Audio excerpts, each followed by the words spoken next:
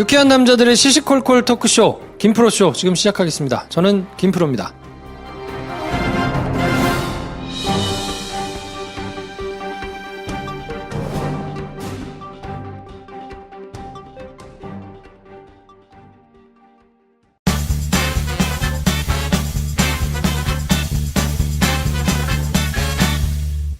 자, 어서 오세요. 안녕하십니까. 안녕하세요. 네, 자기소개를 먼저 하겠습니다. 네, 영화관 황대리입니다. 네, 메가박스 MX관 전도사 우리 황인지 대리님 나오셨고요. 네, 배준현입니다. 네, 배준현 감독님, 저는 바이엔슈타인판을 사랑하는 영화 만드는 기꿈인 김프로입니다.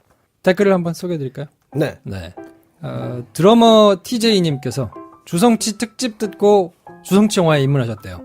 퇴근 후 매일 저녁 주성치 영화를 보는데 요즘 저 유일한 즐거움입니다. 덕분입니다. 감사합니다. 이렇게 올려주셨어요. 그런 특집을 또 해야 되고요. 전도했어. 인 선생님이 또 이 얘기 듣고 또 좋아하시겠군요. 또 특집 2편 하자고 또 난리칠 텐데. 피곤해. 네. DOSSIERH님. 제가 청취하고 있는 영화 팟캐에서 추천받는 리스트입니다. 잘 알려진 감독의 잘 알려지지 않은 숨겨진 초기 걸작입니다. 제가 전부 봤는데 끝내주더군요. 저의 개인적인 기준으로 별 5개 만점 중 별 4개 이상 영화들입니다. 아직 못 보신 분들께 추천드립니다. 하고 엄청난 리스트를 올려주셨습니다. 그래서 그 밑에 댓글로 캡처 완료 이렇게 다들 이렇게 써주셨는데 네. 제야의 고수들이 이렇게 많습니다. 감사합니다. 추천 영화를 저희가 어떻게 꾸며드릴 거냐 고민 좀 많이 네. 하고 있거든요. 네. 내부적으로 이런저런 지금 얘기들을 하고 있는데 조만간 머지않은 시간에 네네. 저희가 이 추천 영화의 이 틀을 어떻게 진행할 건지를 공개드릴 수 있을 것 같아요. 네, 더 이상은 이제 배 감독이 한 주에 하나씩 가져온 거 말고 프로그래밍을 하자.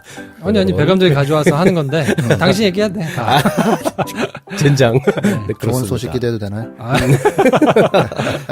네. 저는 박 차장님. 네. 또 직급에 갑자기 눈이 가는데. 미스 슬로운 미친 B를 연기한 미친 연기력. 저의 한 줄 평입니다. 올해 본 영화 중 가장 좋았습니다. 네. 저도 이거 올해 개봉한 거는 봤는데 아마 배 감독님 추천 영화 코너가 아니었으면 못 봤을 뭔가 약간 거리감이 느껴지는 영화였으나 재밌게 봤는데 우리 차장님께서도 네. 잘 봐주셨네요. 뿌듯합니다. 오딘의 눈님께서 네. 악녀 스토리나 개연성 등 악평하시던 감독님이 트랜스포머 커버 치시고 아쉬움이 남는다고만 하시는 이중적 그때 경악을 금치 못하네요. 네. 제가 트랜스포머는 아예 기대를 안 해서 네. 별 얘기 안 했던 것 같아요. 악녀는 조금 기다린 감이 있고. 그래서 제가 트랜스포머 커버를 쳤나. 커버를 쳤나요?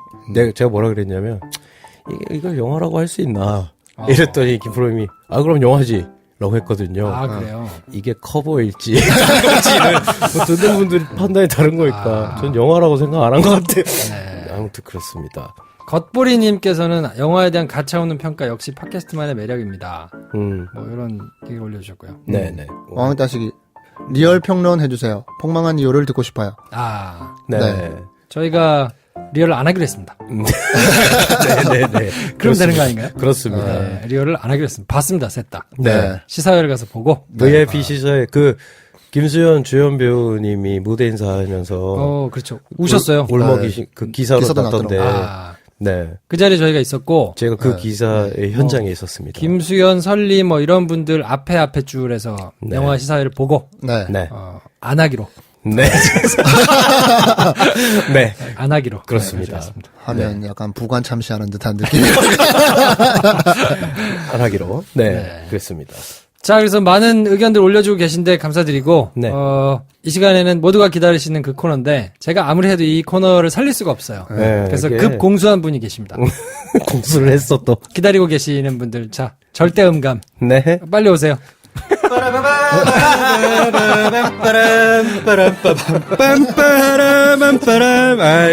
정말 전문직이다 이것도. 수줍어하지 말란 말이야. 맞아. 당신들은 망가질 사회적 책임 포지션이 없어요. 수줍어할 이유가 없어. 그냥 해. 자, 선물 폭탄 시간입니다. 모두가 기다리신 바로 그 코너. 영화에서도 사라지지 않는 바로 그 코너. 이거 듣고 바로 끄실 바로 그 코너. 선물 폭탄. 술친구 한 박스. 저희 덕분에 주성치 입문하게 되신 드러머 TJ님. 네, 축하드립니다. 네이버 5월인의 선크림, 애터미 선크림 받으실 분은 애니메이션이랑 조금 안 친하시단 까만 머리님. 아, 네, 축하드립니다. 축하드립니다. 네. 똑바로 하란 말이야. 퇴근하신 거예요? 네. 자, 김프로쇼를 도와주시는 분들 소개해드립니다. 제주 하얀언덕 펜션, 검증된 분들의 후기가 넘쳐나고 있고, 성수기를 맞아가지고 이제 놀러 가신다는 분들 많거든요. 한 번씩 가보시길 추천드립니다. 그 유니코프 깔창. 여름이 되면 더더욱 걱정되는 게 바로 발냄새죠. 제 케이스라고 말씀을 드리겠는데. 네, 감출래야 감출 수 없는 발냄새 나무점. 1년간 걱정 없는 근본적인 처방으로 유니코프 깔창 추천합니다. 배 감독은 자유로운 영혼을 지킬 수 있을까요? 진짜. 네. 자, 아무튼 광고 듣고 와가지고요. 이번 주에 해드릴 영화는 옥자인데, 옥자에 대해서 얘기를 한번 해보겠습니다. 네.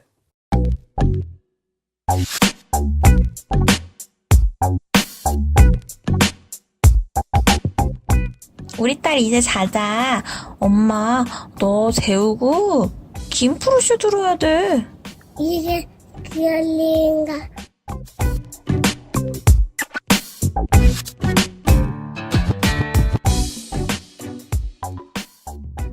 네, 김프로쇼 2부는, 영화 옥자, 네. 볼까 말까 표현으로 꾸며드립니다. 어떻게들 보셨어요? 네. 뭘로 봤어요? 극장 가서 봤어요? 저 넷플릭스로. 넷플릭스로. 네. 넷플릭스로. 사실 배 감독하고 저는 같이 봤어요. 그래요. 더러워. 개봉하는 날. 개봉하는 개봉하는 날. 날. 방구석에 앉아가지고. 넷플릭스 딱 틀어놓고. 네. 생각만 그래도 해도. 굉장히 그래도 좋은 환경에서 봤어요. 그럼요. 방음 시설이 된. 시사실. 네, 시사실에서. 딱, 네, 네. 딱 21대 9 화면을 그렇죠. 딱 봤는데. 니. 난 이걸 메가박스에서 너무 보고 싶었는데. 안 해주더라고. 그러니까 기다리고 네. 있어. 그러니까. 기다리고 있었다고. 까줄게, 우리. 까시긴 뭘 까십니까? 네. 자, 아무튼, 옥자에 대해서 저희가 이번 주에는 해드릴 텐데. 네. 뭐, 리얼도 시사를 저희가 봤고요. 네. 박열도 뭐, 이제 굉장히 나름대로 치고 올라오기 때문에. 요번 주는 이제 행복한 고민을 했죠. 세 개 그렇죠. 중에서 어떤 걸 할까. 네. 근데, 그래도 이게 뭔가, 그 대한민국 영화사에서 나름의 이 의미가 있는 또, 네. 포스트잇 정도는 되지 않겠습니까? 그렇죠. 작품이. 네. 뭐 그래서 이제 그걸로 얘기를 한번 좀 해보자. 그래서 옥자를 하기로 했는데. 네. 일단 김프로의 줄거리 소개로 먼저 시작하겠습니다. We needed a miracle. And then we got one. 강원도 첩첩 산중에서 살고 있는 산골 소녀 미자, 그리고 10년 동안 함께 자란 친구 옥자. 옥자는 글로벌 기업 미란도가 만들어낸 슈퍼 돼지입니다. 어느 날 미자는 미란도 관계자들로부터 옥자가 전 세계 슈퍼 돼지 콘테스트에서 우승했다는 소식을 듣게 됩니다. 그리고 베프와 마찬가지인 옥자를 빼앗기고 말죠.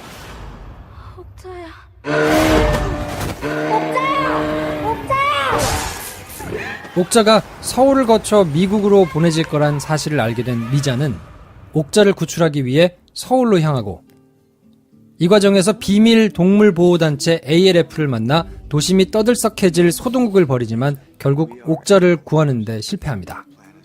이후 우여곡절 끝에 미국까지 건너가게 된 미자. 옥자와 미자의 운명은 과연 어떻게 될까요? Years in planning. On the cusp of a product that will feed millions. And what happens? That farmer goes 옥자입니다. to destroy us. You should know the situation is not good. 네. 네. 네. 한마디 총평. 한마디 총평. 네. 채식으로의 전향까지는 아님. 채식으로의 전향까지는 아님. 네. 본인이요? 네. 황 대리님 어떠세요? 저는 나쁘지 않지만 새롭지도 않다. 나쁘지 않지만 새롭지도 않다. 저는 한마디 총평이 나올 듯 말 듯 그래가지고. 네네. 세계화된 괴물 생각보단 그렇다. 그렇군요. 네. 네. 그렇군요. 임팩트가 괴물띠가 훨씬 더 있었던 것 같아요. CG는 뭐 일치월장을 한 것 같던. 굉장히 네네. 와 CG 짱이다 싶었는데 그 돼지 털이 감촉이 느껴지지 않던가요? 그러니까요.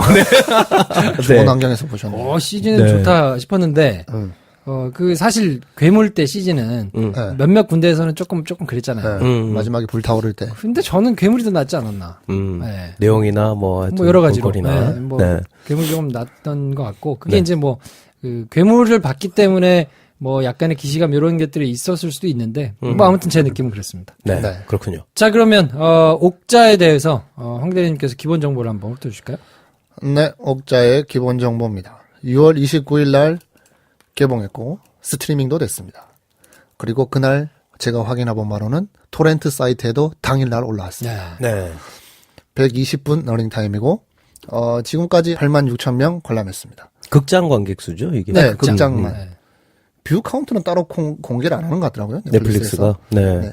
한국 보니까 한 96개 정도 스크린 네. 내서 걸린 것 같은데. 왔다 갔다 하는데 뭐 주말 맞아가지고 100개 넘었고 111개. 네, 그렇습니다. 멀티플렉스 제외입니다. 하나만한 소리지만 봉준호 감독이 연출했습니다. 네. 뭐 다 아실 거라 생각하고 네. 필모그래피는 생략하도록 하겠습니다. 주인공이 틸다 스윈튼, 제이크 질레날, 폴 다노, 안서연, 지안카를로 에스포지토, 말이 어렵지만 그 브레이킹 배드의 그 나쁜 사장님, 네. 스티븐 연, 그다음에 변희봉 선생님 출연하셨습니다. 네. 제작비가 조금 다르더라고요. 언론에 알려진 건 한 5천만 달러, 한 579억 얘기하는데 5,700만 달러라는 소리도 있어요. 어떤 인터뷰에서. 그러면 600억이 넘어가는 제작비고 플랜 B 엔터 그 브래드 피트 회사인데 그 뉴욕 프리미어 할 때 보면 브래드 피트랑 이렇게 우리 봉 감독님이 합성 같이 네. 어깨 동무를 하고 찍은 사진도 있고 마네킹 피규어 자랑하듯이. 네. 네, 그런 플랜 B 엔터와 루이스 픽처스. 루이스 픽처스는 이제 한국 회사인데 해무할 때 제작했던 것 같고 이게 두 번째 필모인 것 같더라고요. 아, 외국 계열 회사인가 했었던 텐데. 우리나라 그렇군요. 거고. 네. 봉 감독님이 어떻게 연결돼 있는지 모르겠으나 하여튼 봉 감독 작품 2개를 하고 있고 영화 배급을 시도한 건 이제 뉴에서 배급을 하고 있습니다. 네. 뭐 여러 가지 많은 이슈들을 가지고 개봉해서 지금 여러분 두 분이 세모 눈을 뜨고 쳐다보고 있는데 그래요. 네. 저는 한마디만 할 수 있을 것 같습니다. 3주간의 유예기간 없이 극장에서 사용하기는 제한된다. 라는 오피셜한 입장을 전달드리고 알아서 넘어가십시오. 네. 아, 3주간의 유예 기간이라는 게 있는 거죠? 우리나라 극장들끼리의 어떤 맺은 규약인 건가요? 아니면 규약이라기보다는 그냥 통용되는 그냥 룰인 것 같고 네. 자체적인 룰인 그거를 것 같고. 조금 자세하게 설명을 해주세요. 자세하게 모르신 설- 분들이 있으니까. 자세하게 설명하고 싶지만 저도 잘 모르고 쉽게 얘기하면 극장에 걸고 나서 극장에서 내린 다음에 최소한 한 3주 뒤에 뭐 부가 판권 시장으로 넘어가라. 예를 들면 IPTV나 DVD나 블루레이나 이런 거 넘어가는 게 통상 3주간의 유예 기간을 두고 진행이 됐었는데 이 옥자 같은 경우에는 끝까지 합의를 못 봤던 지점이 개봉하고 하는 당일에 스트리밍이 되는 이 옵션 때문에 멀티플렉스에서 받아들이기가 힘들다. 그럼 보통 그 뭐 ITV 이런 데서 극장 동시 개봉 이렇게 나오는 네. 것도 3주 후에 나오는 거예요? 3주 개봉한 뒤 3주 뒤고 또 동시 개봉이라는 타이틀을 달기 위해서는 그 스크린에 몇 개 이상 상영이 되고 있어야 돼요. 네. 그걸 좀 걸어놓고 되는 건데 그것도 3주 뒤고. 그게 그것도 3주 뒤에. 네. 그러니까 그 3주라는 게 내리고 3주 뒤가 아니고 개봉하고. 개봉일로부터 3주 네. 뒤니까. 그러니까 뭐 계속 걸려 있더라도 네. 3주가 지난 다음에 어쨌든. 그렇죠. 그럼 동시 개봉이 가능한 거죠. 이게 우리나라는 3주인데 프랑스는 뭐 1년인 것 같더라고요. 그래요. 네, 그만큼 약간 시장을 분리해서 그 프랑스 같은 경우에는 이제 작은 영화, 독립 영화들에 대한 보호하는 장치들도 잘 돼 있잖아요. 사실 네. 아니 영화가 자본주의 시장에서 실력으로 승부하고 흥행력으로 승부해야지 뭐 이렇게 국가에서 간섭하나라고 생각할 수 있겠지만 분명히 출발점이 다르기 때문에 또 예산과 홍보할 수 있는 여력이 충분히 완전히 차이가 나는 그런 그 상황에서는 어느 정도의 그런 보호 장치가 필요한데 이게 뭐 프랑스와 한국과 약간 차이도 있고. 그렇습니다. 그런 뭐 상황이 하여튼 황 대리는 네. 이제 회사 다녀야지. 입장이 있을 거 아니에요. 그렇죠. 황 대리한테 뭐 이거에 대해서 막 개인적인 사견을 얘기하라 그러는 거는 뭐 적절치 않은 것 같고. 네. 배 감독님 어떻게 생각하십니까? 저요. 네.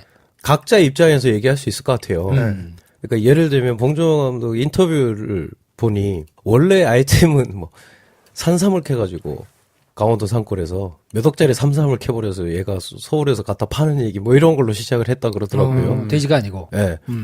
재밌겠다 뭐 하다가 뭐 돼지도 머리에 어딘가에 들어 있었겠죠.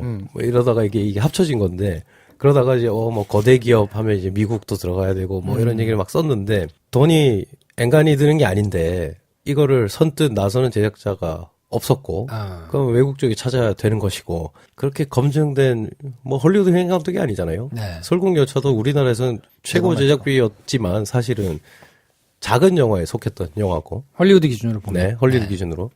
그래서 뭐 그러던 차에 넷플릭스에서 그냥 선뜻 정권을 주며 찍어봐라 해봐라. 했으니 자기는 굉장히 고마운 일이죠. 네. 제 목표는 넷플릭스에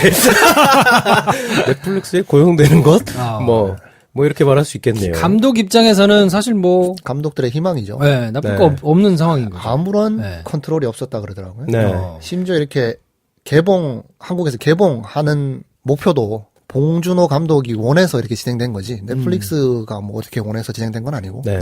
심지어 알아보니까 마틴 스콜세지 다음 차기작도 넷플릭스에서 한다 그러더라고요.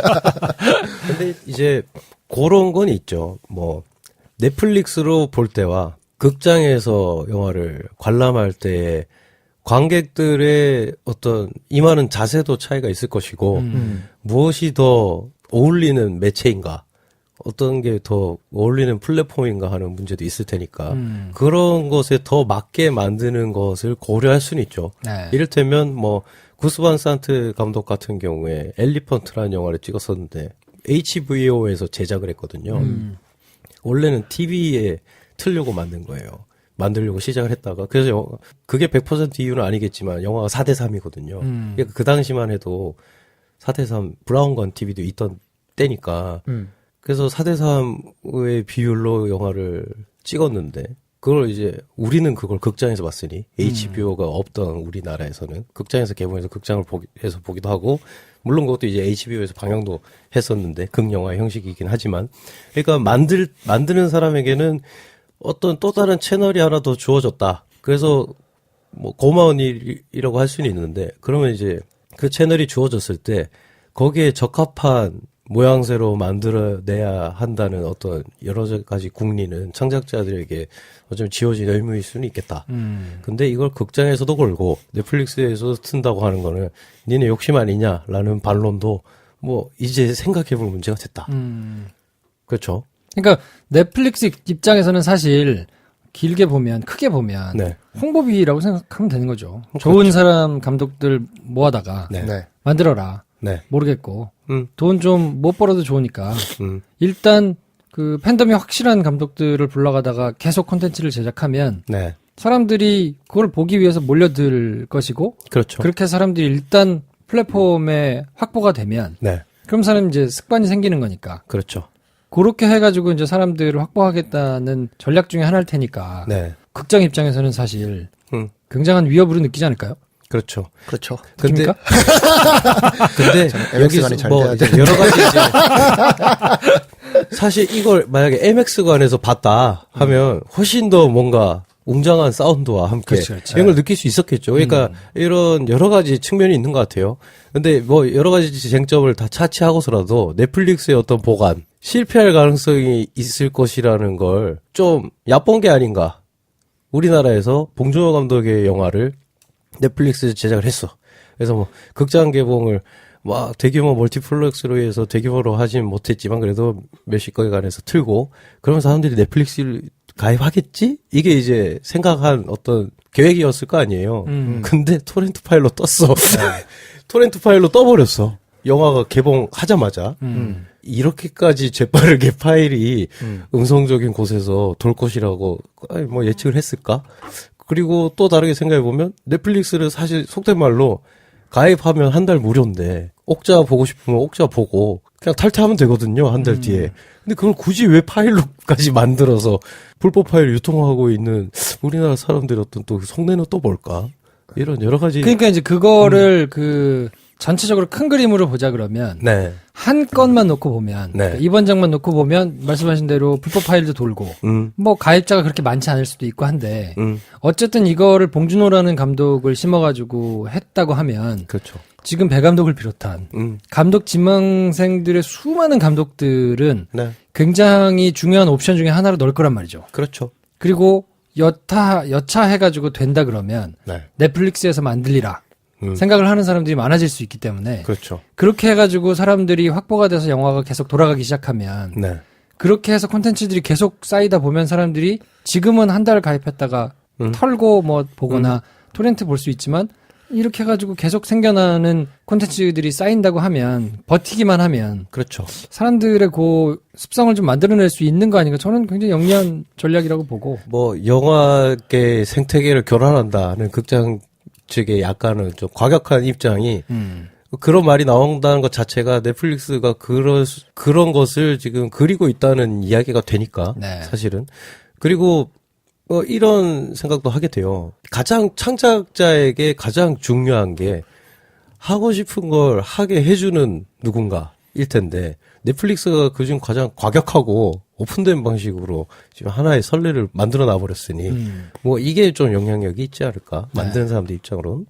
그러니까 어쨌든 그 기기가 계속 발전하고 있으니까 네. 뭐 휴대폰, TV, 뭐 또 집에 이렇게 여유가 되는 사람들은 스크린으로 걸어놓고 보기도 하고 하니까 네. 홈시어터나 이런 장비들이 옛날에 비해서는 훨씬 지금 발달하고 있어서 네.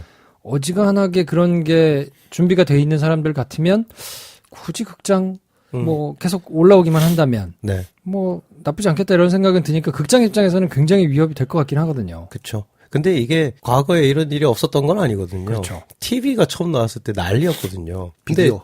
근데 그때 이런 해법으로 만들어진 고안된 것들이 많아요. 뭐 비디오, 홈 비디오가 처음 나왔을 때도 그렇고, 아니 영화를 필름 70mm 막 대형 영화 극장에서 봐야지. 이거 비디오로 볼 일이야? 뭐 TV에서 내가 뭘 봐?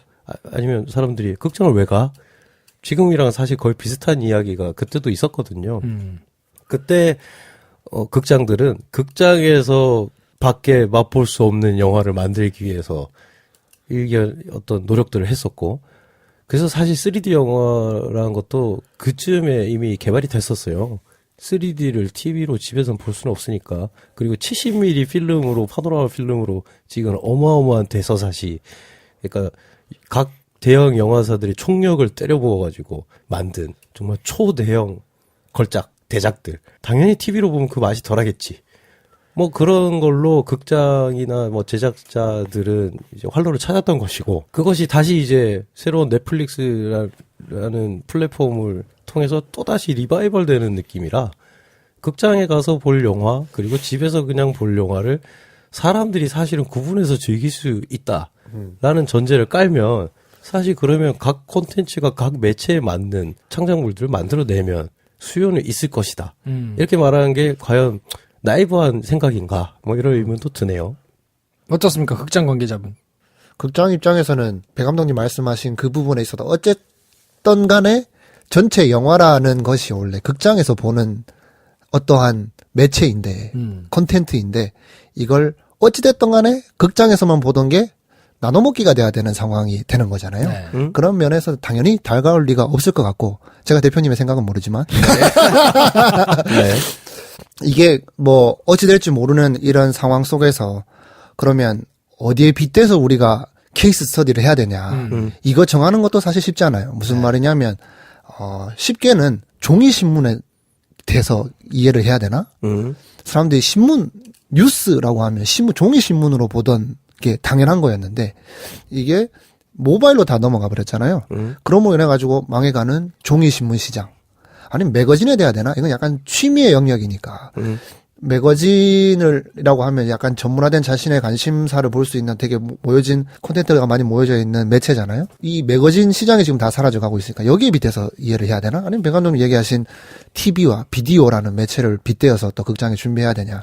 사실 어떤 케이스 스터디를 통해 가지고 극장에 준비해야 되냐? 그러면 그걸 정하는 것만으로도 굉장한 선구자적인 입지에 서지 않을까 싶은데 결론은 모른다고. 앞으로 네. 한 번도 닥쳐와 본 적이 없는 새로운 형태의 극장에서 볼 때 위협 아닌 위협이니 적어도 대한민국에서는 첫 번째 촉발된 사례가 이 옥자라는 영화 봉준호 감독으로 시작된 이런 상황을 보면서 예의 주시해야 될 그런 상황이 아닌가. 네. 저는 약간 좀 저희가 다른 게 예전에 TV가 나왔을 때 내지는 그냥 뭐 전통적인 올드미디어와 그 모바일의 뉴미디어에 빗대서 생각하는 거하고는 약간 좀 다를 수 있다고 보는 게 네.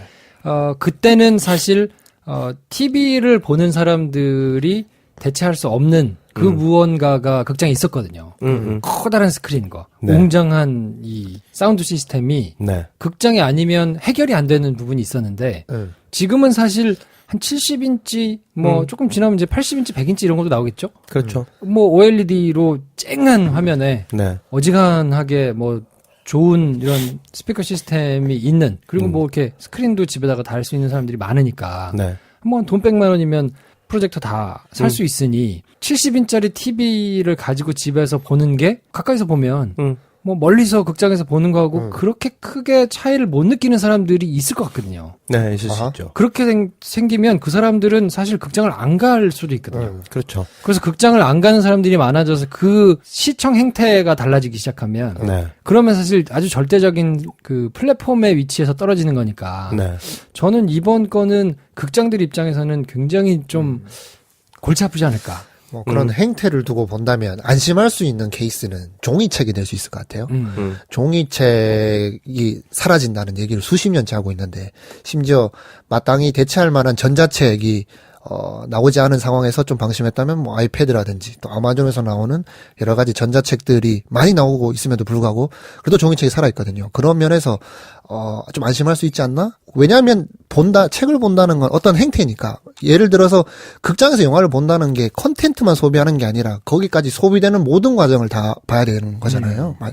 영화를 본다라는 극장에서 영화를 본다라는 거에 동반되는 같이 볼 사람, 가기 전에 먹는 그런 뭐 식사 코스, 또 영화를 본다는 거 외에 영화를 사용해서 성취하고자 하는 다른 목적, 뭐 데이트, 가족 간의 그런 뭐 유대, 뭐 이런 것들이 다 뭉쳐져 있기 때문에 극장에서 영화 본다는 것 자체가 완전히 다른 걸로 대체되기는 쉽지는 않을 것 같다. 그렇죠. 요 정도인데, 근데 그 다음 거에 있어서 분명히 대비를 해야 되는 게 대한민국 영화 시장은 어떻게 보면 지금까지 막 올라와서 2011년 기점으로 2억 명, 이게 어떻게 보면 한국 영화 시장 포항 상태 여기까지 이제 올라온 상황이었다면 이건 동일한 절차를 이제 또 밟고 있는 게 중국이잖아요.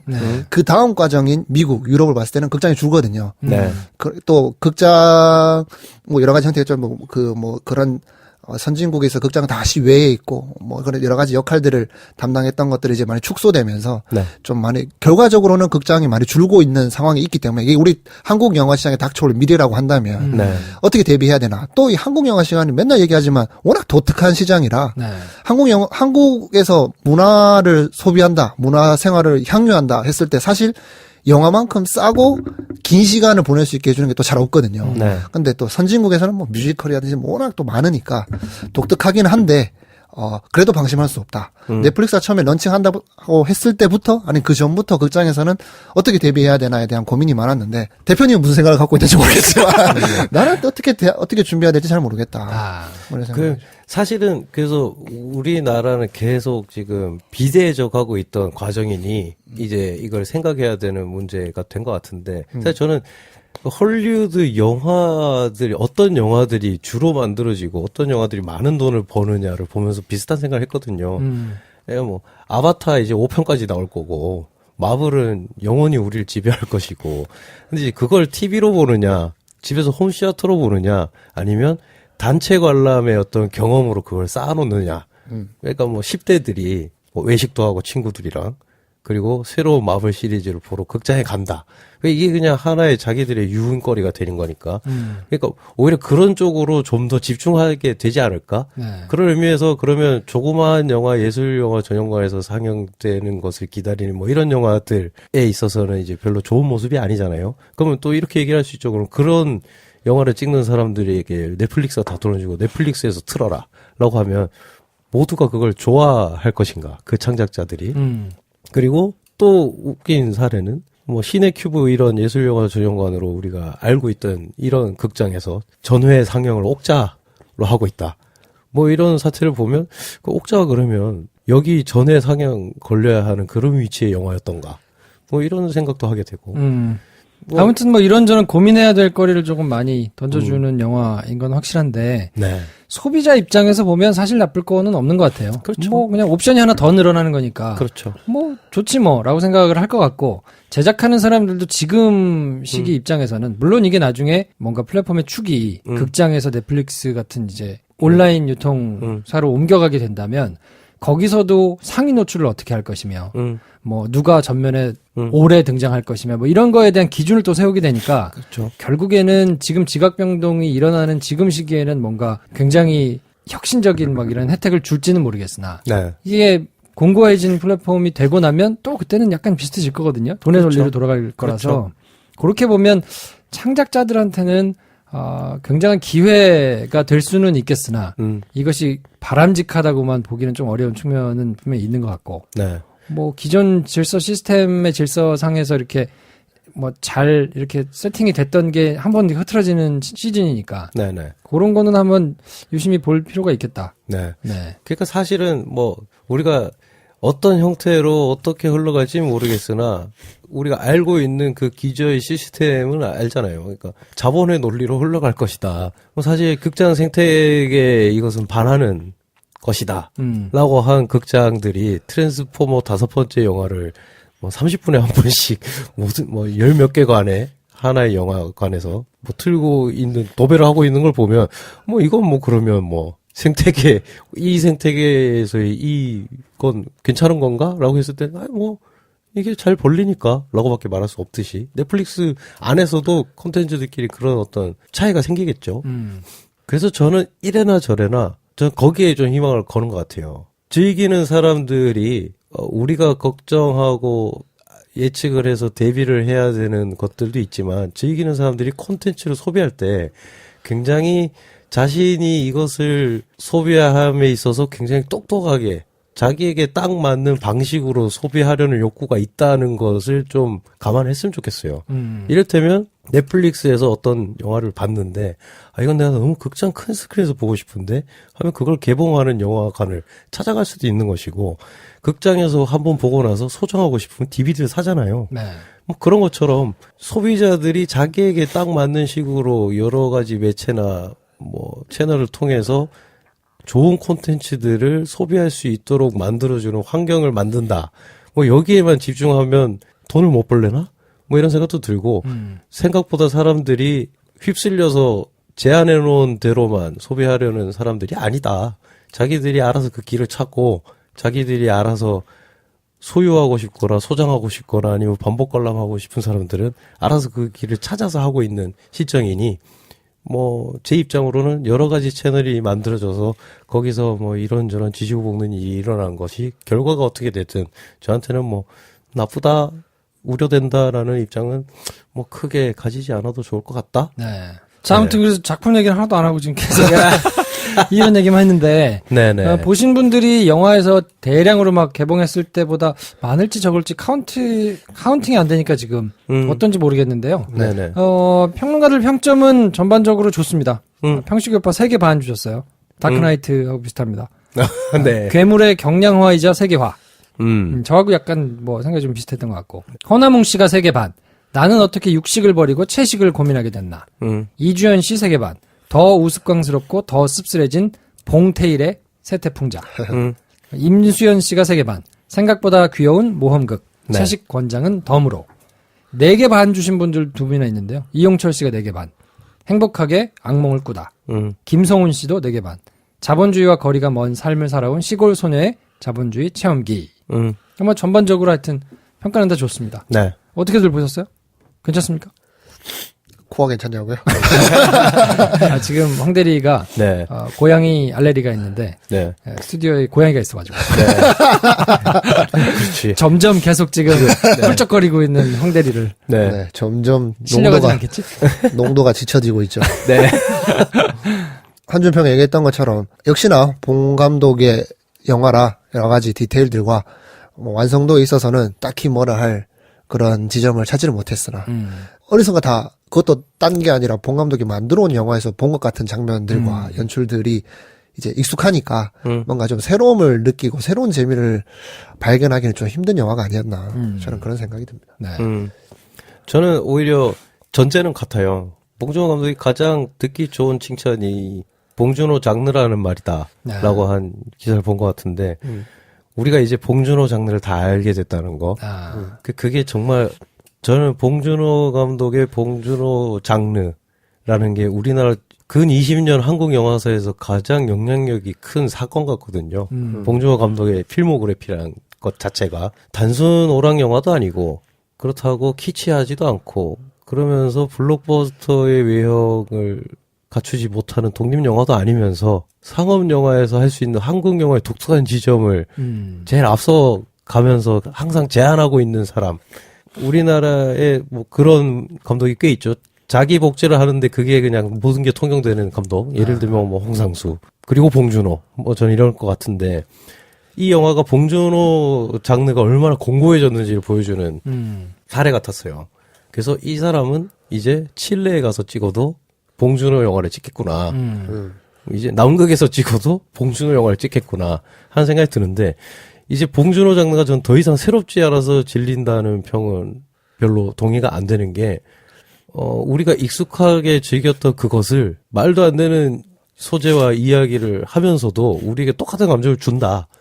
그런데 그것이 이제 점점 더 강해지면 점점 지루하게 느껴지겠다 난 이런 생각이 들었어요. 네. 그러니까 내가 익숙히 봐왔던 봉준호 감독 영화 장르라서 지루하다가 아니라 그 봉준호 감독의 그 아이러니함과 양면성을 동시에 보여주면서 약간 선명하지 않은데 피식피식 웃긴데 생각할 거리를 던져주는 그런 연출의 방식 자체가 사실 우리에게 굉장히 강한 감동을 주는 식은 아니었는데 내가 이제 그걸 깨닫고 보니 열광하면서 볼 영화가 아니었구나. 봉준호 감독의 영화는 뭐 이런 생각을 다시 하게 된.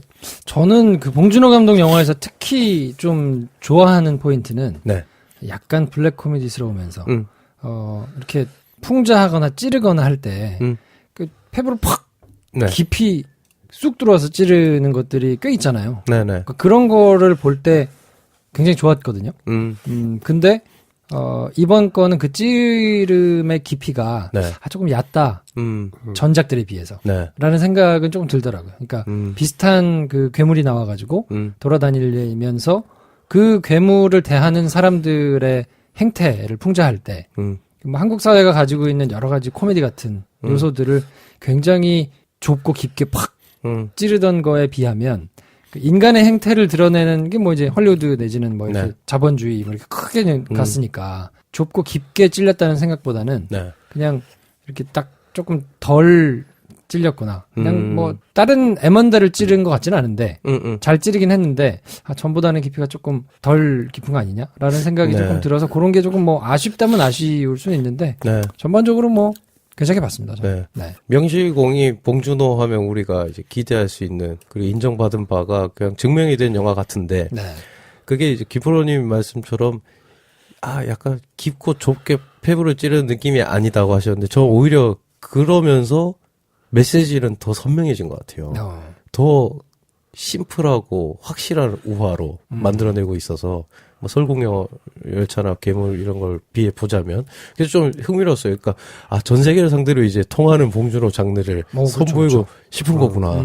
근데 그게 오히려 내가 막 폐부를 찔렸다고 느꼈던 그 영화들의 본령이 원래는 이런 형태였을 것 같다. 한국 사람들이 나오는 한국인들의 한국 영화를 내가 봤을 때는 이걸 민감하게 내가 좀 감도 좋게 받아들였던 것 같고 이제 보고 나니 원래 그런 걸 하려고 했던 게 아니라 이런 걸 하려고 했던 거구나 뭐 이런 생각이 든. 네. 자, 그래서 흥행은 지금 110개관 정도에서 86,000명. 야, 이건 거의 독립영화. 네. 우리들이 네. 비슷하네요. 스코어 비슷한 것 같은데? 네. 네. 아무튼 뭐 흥행은 지금 뭐 단순 비교하는 게 큰 의미는 없는 것 같고요. 네. 어떤 분들한테 추천을 할 수 있을까요? 황대리님. 넷플릭스에서 무슨 영화 봐야 될지 모르겠다. 저한테는 네. 이게 요즘에서 가장 베스트 초이스가 될 것 같고 굳이 봉준호 감독의 작품들을 너무 좋게 보신 분들은 네. 아마 이미 여러 다른 극장에 가서 많이 보실 것 같아가지고 네. 뭐 그런 봉준호의 항상 그 기대치를 놓지 않게 만드는 봉준호의 작품을 기대하시는 분들이라면 다시 가서 봐도 실망하지 않는 그런 작품이 되지 않을까. 네. 저는 봉준호 입문작으로 강력히 추천드립니다. 봉준호 입문작으로. 네. 안 보시는 분들도 있을 거고, 뭐 아니면 옛날에 한번 보다가 뒤었다 하신 분들도 있을 거고, 아니면은 뭐 하여튼 여러 입장에서 계신 분들에게 저는 그냥 이게 가장 에센스인 것 같아요. 봉준호 감독이 하고자 했던 게 그냥 가장 잘 들어간 에센스인 것 같아서 네. 이게 봉준호의 입문작이 될 것 같고 그리고 나서 그 전작들을 보면 여러 가지 생각이 들 텐데 한번 옥자로 봉준호 감독을 혹시나 괴물도 안 받고 살인의 추억도 안 받다는 분들이 있으면 찾기 힘들겠네. 옥자부터 보시는 게 그럼 넷플릭스 한 달 무료거든요. 가입하고 넷플릭스로 보셔도 된다. 네. 네. 저는 뭐 내용에 대해서는 두 분이 지적을 해주셨으니까 조금 다른 색다른 측면에서 추천을 드리자면 네. 32인치 정도 되는 TV든 모니터든 네. 그 이상의 무언가로 보신다면 네. 가까이서 보시면 된다. 그렇죠. 굳이 극장 안 가셔도. 네. 그래요. 이게 극장에서만 느낄 수 있는 막 이런 거라기보다는 네. 그냥 뭐 어지간히 40~50인치 TV 정도로 보면 네네. 뭐 된다. 그렇죠. 네. 그럼 뭐 넷플릭스로 봐도 무방하다. 그렇죠. 네. 사실 그리고 요즘 들어서 극장에 메가박스 MX관에서 봐야만 하는 영화 하면 그냥 정해져 있는 것 같아요. 집에 TV들이 워낙 커가지고. 네. 네. 아닙니다. 여러분들 잘못 알고 있어요. 아, 그래요? 화면은 가까이서 보면 커 보여요. 네. 그런 부분에서 뭐 웃기지만 대체 가능한 부분이 있는데 문제는 소리예요. 그렇지, 그렇지. 예, 여러분들의 집 안방 지금 당장 지금 이렇게 여러분들이 옥자를 보신 지하 골방 말고 살고 있는 집에서 내가 원하는 영화를 즐기기 충분한 볼륨을 키워서 과연 영화를 볼 수 있는 집이 몇 군데나 되나. 뭐, 그럴 수 있지. 또 뭐 그런 부분에서 마이어 69개의 스피커와 돌비 애트모스 시스템에 그래. 그 MX관에서. 근데 옥자 안 하잖아. 해야 말이지. MX관에서 볼 수 있는 영화가 따로 있다. 그래. 아니, 이런 상태 안 부분에 좋- 대해서는 여지가 있다. 이론의 여지가 있다. 상태 안 좋은 극장보다 집이 나을 때가 있어요. 그렇지. 네. 그럴 수 있죠. 네. 자, 아무튼 그래서 저희가 옥자의 내용에 대해서는 다음 시간에 정리를 해드리고요. 네. 전 이번 시간에는 여기까지 정리를 해드리겠습니다. 다음 시간에 뵙겠습니다. 감사합니다. 안녕히 계십시오.